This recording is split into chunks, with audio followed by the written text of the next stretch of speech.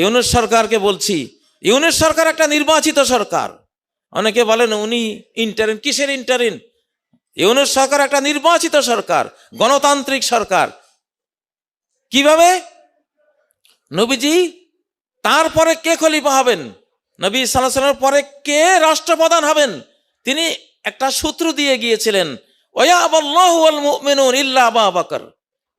তোমরা দেখবা একটা অটোমেটিক ঘটনা ঘটবে, আমার পরে কে খলিফা হবে আমি জানি, কিন্তু আমি তোমাদেরকে চাপিয়ে গেলাম না। আমি জানি আল্লাহ আবু বকরকে নেবেন, তোমরাও ইচ্ছে করে আবু বকরকে নিবা, এই জন্য আমার বলার দরকার নাই, আমি জানি এটা। উনি একটা আগাম প্রেডিকশন দিয়ে গেলেন, ঠিক তাই হলো।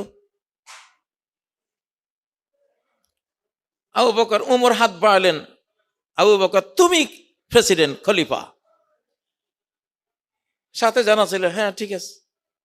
এত উত্তম মানুষ আর কে আছে আমাদের সমাজে? দেখতে দেখতে গোটা সমাজ মেনে নিল। ঠিক ইউনূসের ঘটনা তো এইরকম।